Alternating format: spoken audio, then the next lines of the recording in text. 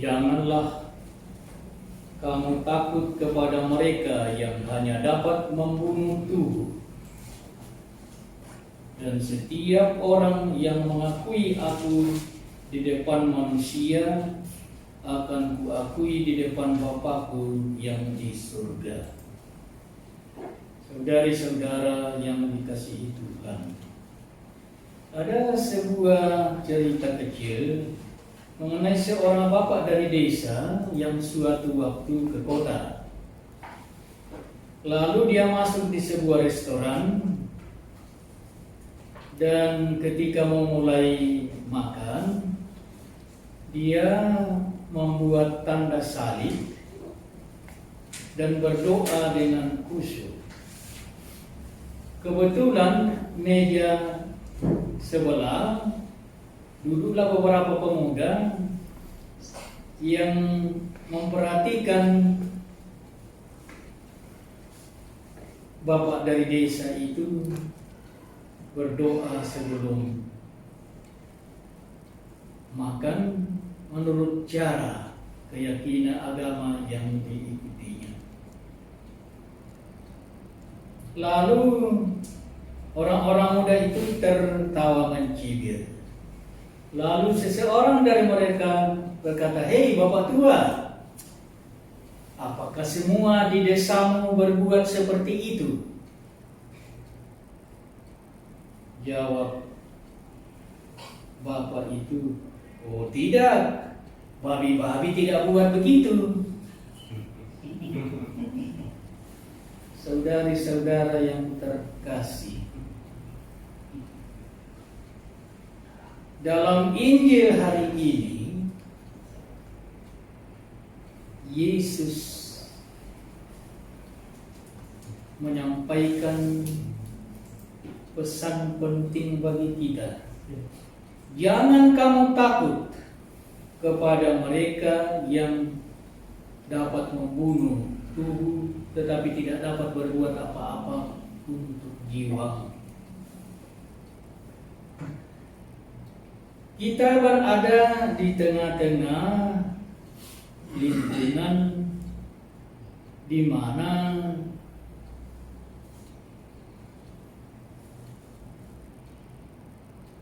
penduduk itu menganut agama yang berbeda-beda.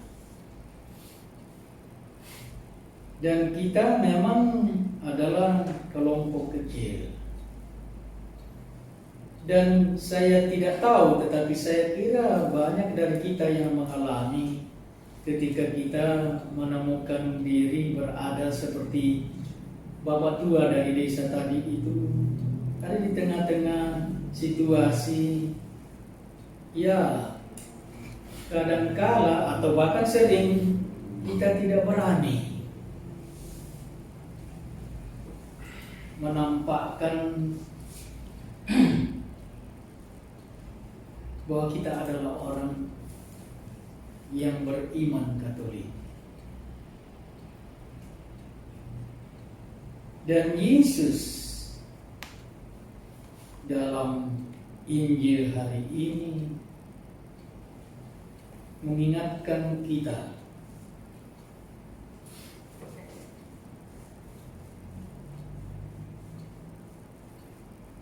jangan kamu takut kepada mereka yang hanya dapat membunuh tubuh, tetapi yang tidak berkuasa membunuh jiwa.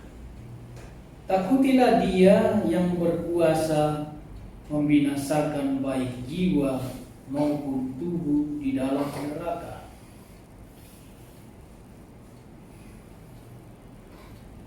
Dan kamu dilindungi.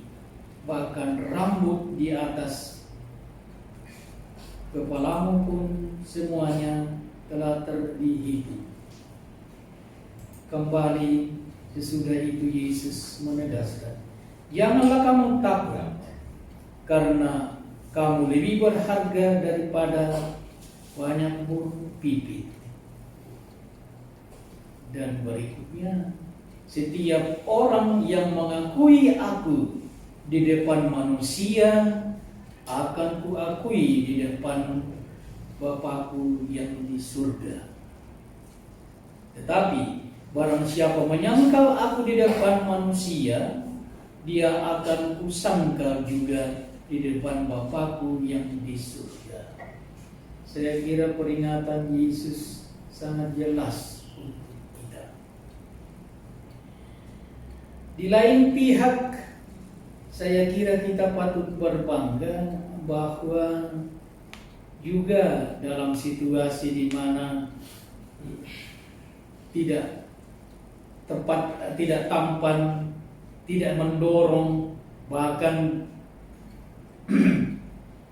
membuat kita takut untuk mengungkapkan iman kita, banyak saudara-saudari seiman kita yang tetap mau mengungkapkan imannya lewat atribut-atribut.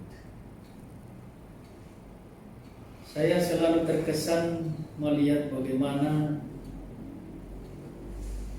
ketika di tempat-tempat umum kita lihat,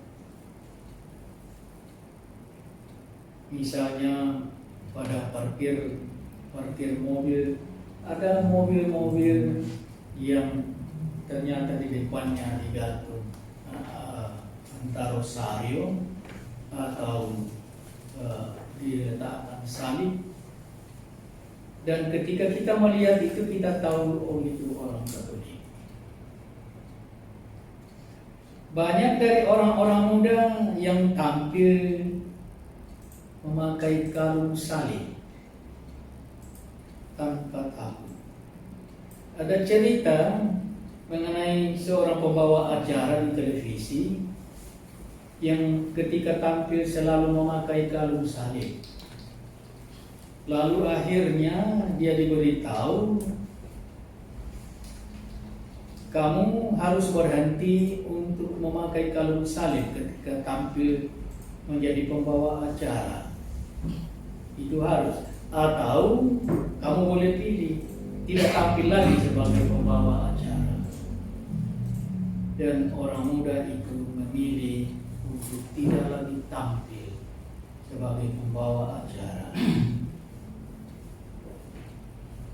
Banyak hal seperti itu yang kita lihat di dalam situasi di mana kita sulit untuk menampakkan identitas iman kita. Ada cerita mengenai bagaimana seorang pejabat tinggi yang beragama Katolik di negeri ini suatu waktu ditawari untuk menjadi pemimpin tertinggi, menjadi presiden dari republik ini, dengan syarat dia harus mengikuti agama mayoritas.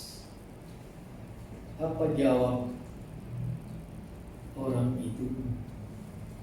Saya tidak pernah terpikir untuk menukar keyakinan saya dengan jabatan.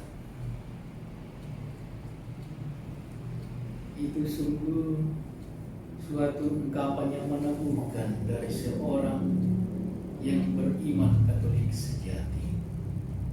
Dan banyak bagi mereka yang sudah berusia barangkali 40-an tahun ke atas, mungkin masih ingat dulu ketika di di bidang perbulu tangkisan, setiap kali Susi Susanti atau Alan Budi Kusuma menang dalam pertandingan, dengan spontan pada akhir pertandingan mereka membuat tanda salib sebagai ungkapan syukur mereka kepada Tuhan, tanpa risih, tanpa takut.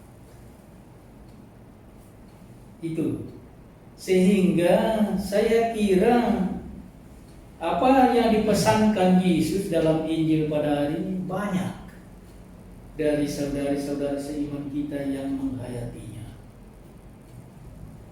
tadi dalam Mazmur tanggapan kita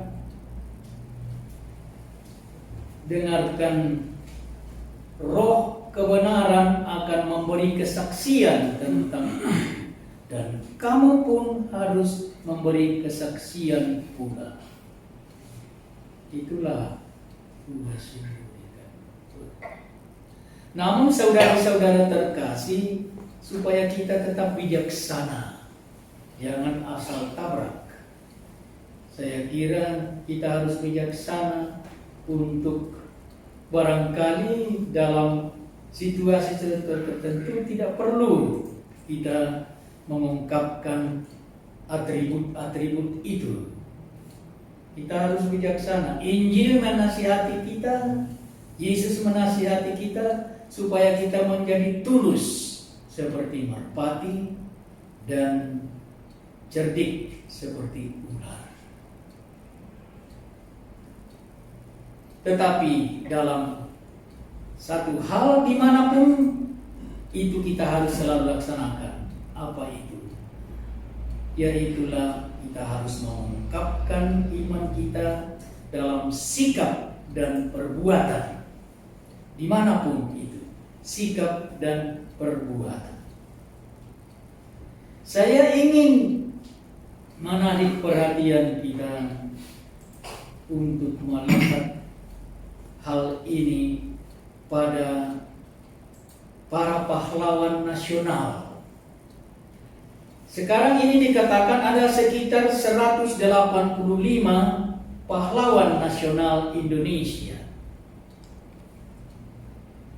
Pahlawan adalah orang-orang yang berjasa besar dan luar biasa kepada negara, kepada bangsa ini.